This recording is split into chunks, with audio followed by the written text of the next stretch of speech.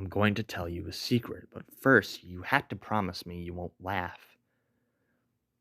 This is still an uncomfortable subject for me, so I'd appreciate your understanding. Do we have a deal? When I was 5 years old, I watched a movie no child should ever see. I don't remember much about the circumstances of my viewings other than it was at the house where my family lived, late at night, in the dark with only the television providing light. The film was an animated feature and depicted themes of animal cruelty, death, and dismemberment. The scenes were surreal and terrifying, and left a deep impression on me.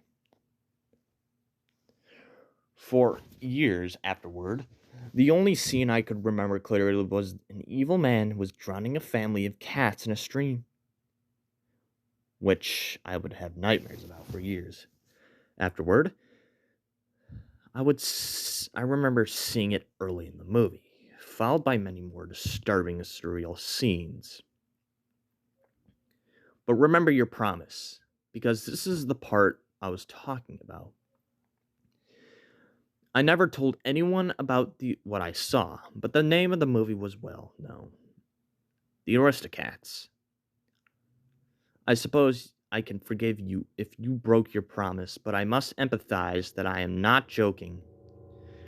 I saw a movie called The Aristocats, filled with the scenes I have described and scarred me for life.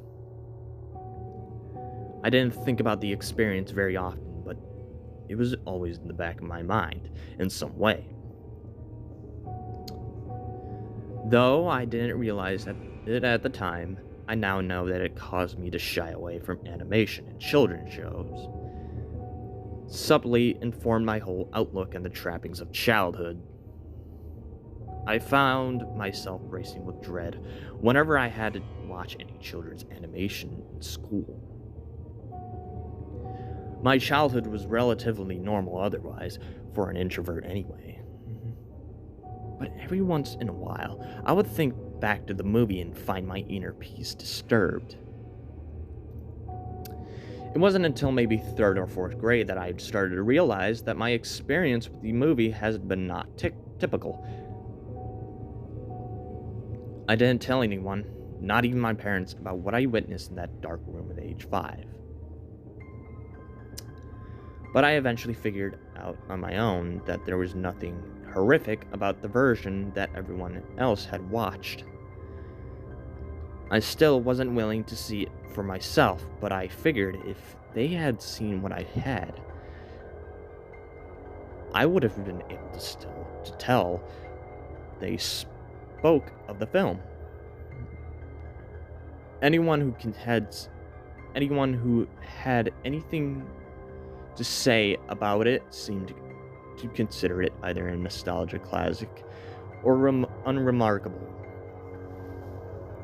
When I was in middle school, I asked my mom if I've ever seen The Aristocats. She said I had, once, having stayed up past my bedtime and watched it secretly. She said I seemed strangely disturbed by the film, and I have never wanted to watch it again as a small child.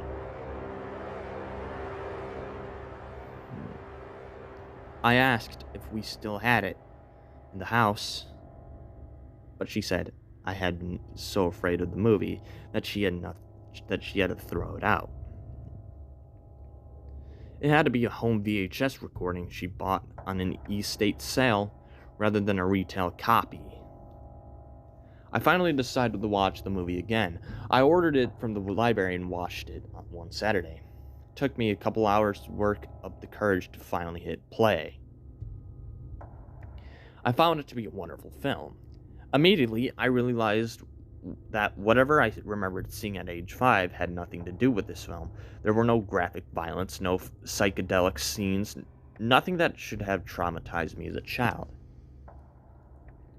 And yet, what I had seen all those years ago definitely shared elements with this movie. The kittens and their mother were drugged and kidnapped, but not drowned. But I instantly recognized the moments that leading up to this divergence and almost had a flashback to the cartoon drowning I had witnessed. I was hoping to find closure, but instead had more trouble than ever. There was no question in my mind now that I have viewed some awful and perverted version of this classic film. I told one of my friends about it in a few days later.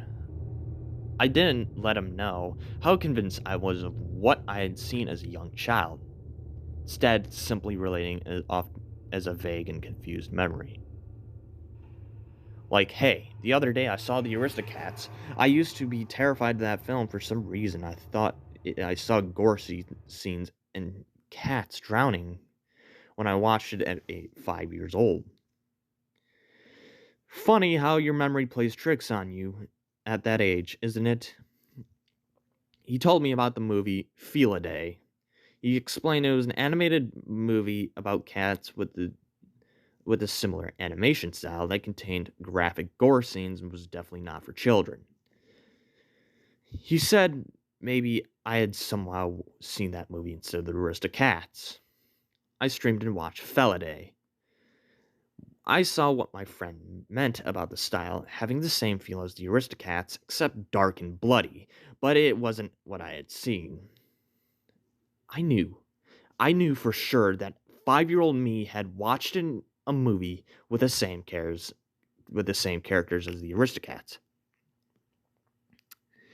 And I also knew for sure that it contained bizarre and disturbing scenes not shown in the mainstream version.